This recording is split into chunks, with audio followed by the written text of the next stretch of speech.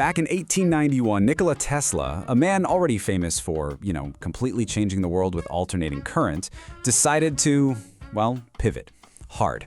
He started diving into this strange new kind of electricity, one that acted less like something to power a factory and more like pure magic. This was the moment he first showed the world his real dream, something much bigger than just motors and power grids. So let's jump right into that historic lecture where he unveiled it all. First off, let me ask you something. Does this sound even remotely possible? To intentionally make yourself part of a high-voltage circuit, have all that energy flow through you, and not only walk away from it but actually use your own body to make a light bulb glow? I mean, it sounds like something straight out of a magic show, right? A death-defying stunt. But here's the thing. It wasn't a magic trick. It was science. And right here, you've got Tesla himself, in his own words, from 1891. Just casually describing how to do it. This lecture wasn't some dry technical paper, no way. This was the grand unveiling of a whole new electrical universe. So, how on earth did he pull this off? Well, to create these kinds of effects, things that nobody had ever seen before, Tesla couldn't just, order parts from a catalog.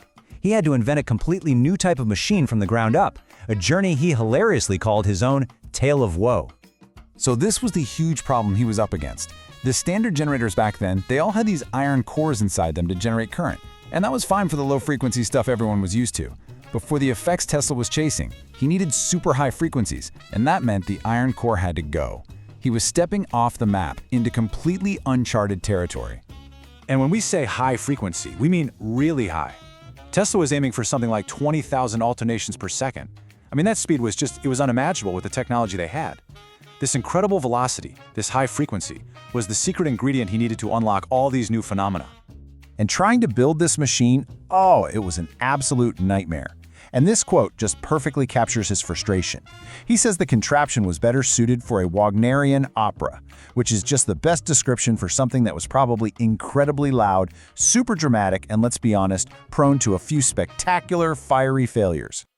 But after all that struggle, he finally did it. And the machine he built, it unleashed this torrent of bizarre, beautiful effects that seemed to defy everything people thought they knew about electricity. So let's take a look at this catalog of wonders he presented. First off, the electric arc itself was totally different. It wasn't just a simple little spark. Oh no, his high-frequency current created these arcs that could jump across huge gaps. And they were these ghostly, sensitive things, wrinkling and writhing around at the slightest puff of air, but at the same time, they were weirdly stable, almost like a solid flame you could look at. And then the effect started looking like static electricity, but, on steroids. Wires connected to his coil would just start to glow with these faint coronas of light. And if you had a sharp point, you could literally see the electricity streaming off of it into the air. The very space in the room was humming with energy. And this is where things get truly wild. He showed everyone light without any wires. Glass tubes with gas inside them would just light up when you brought them near the coil. He even made an entire vacuum pump, a big piece of lab equipment, glow brilliantly. He was actually sending power right through the air. Which brings us right back to that impossible demonstration we started with.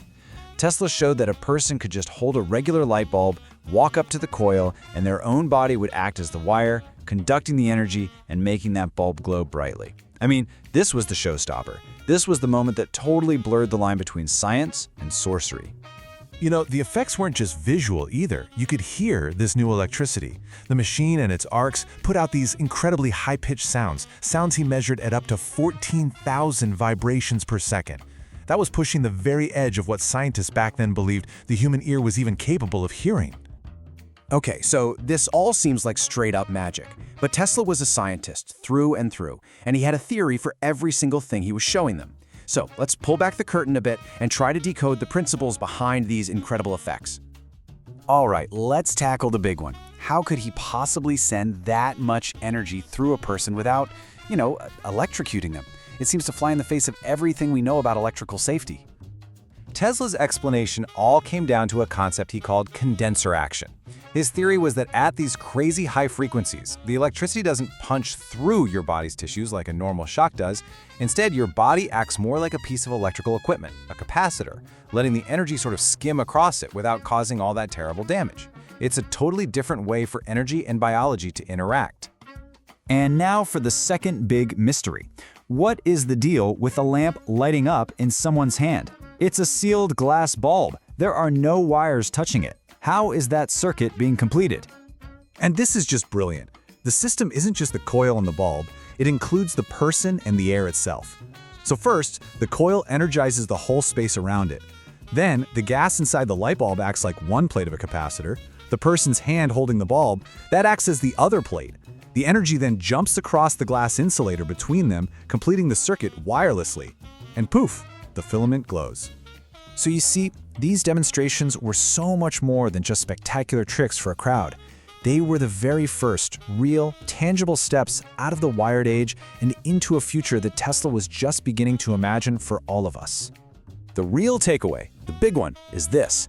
Tesla had just proven that you could efficiently move usable amounts of power across an insulator.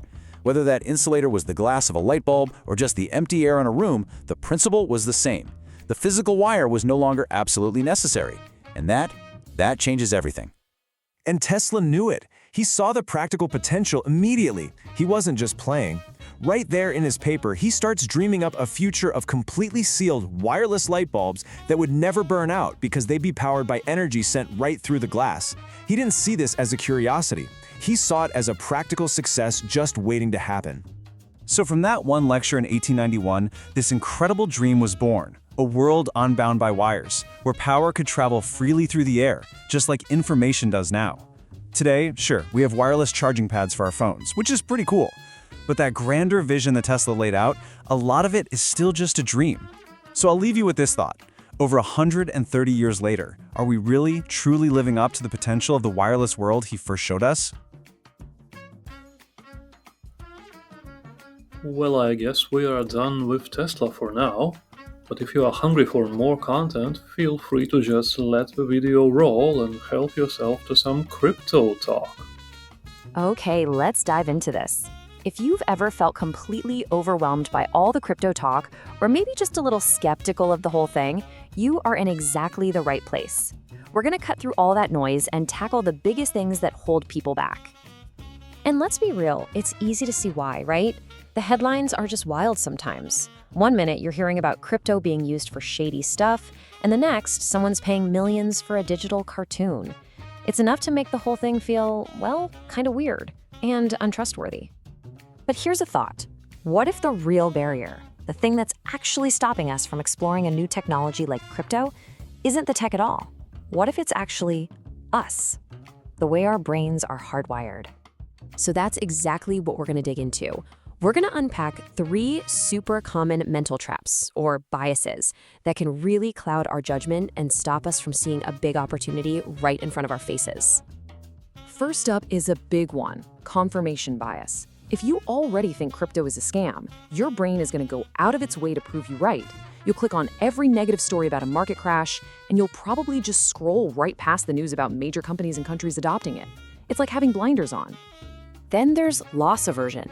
Basically, losing $20 feels about twice as bad as finding $20 feels good. Our brains just hate losing. And with something like crypto, which can be volatile, that fear gets cranked up to 11, often overshadowing the fact that assets like Bitcoin have shown some incredible growth over the long run. And finally, we've got the good old status quo bias. We're creatures of habit, right? We like what's familiar. Traditional banking, we get it. It's what we know. Crypto comes along and challenges all of that, so our default reaction is to think, whoa, that's new and different, must be risky. It just feels safer to stick with the old way. But here's the cool part. Once you're aware of these mental roadblocks, you can start to look past them. You can step back from the scary headlines and see the bigger picture. You know, the solid technology and the growing interest from some really serious financial institutions in things like Bitcoin and Ethereum. So that really leads to the million-dollar question, doesn't it? How do you even begin to dip your toes into this world in a way that feels simple and, more importantly, safe? Well, this is where a platform like PayBis comes into the picture. It was basically built to solve that exact problem, to give people a secure, straightforward, no-nonsense way to get started. And look, you don't have to just take my word for it. The proof is right there. We're talking over 500,000 downloads, and just look at those ratings on the App Store and Google Play. People are clearly finding it to be a trusted way in. So how easy is it really? What does simplified actually look like in practice? Let's just break it down. The whole process is designed to feel familiar. Seriously, it's just 3 steps. You decide how much you want to buy, you tell it where to send the crypto, and by the way, if you don't have a wallet, they give you a free one, and then you pay. It's pretty much as easy as buying anything else online. And you know all that tedious paperwork you usually associate with anything financial? Yeah, forget that. Getting verified on PayBis can take less than 2 minutes. It's all about getting you set up quickly and securely without any of the usual headaches.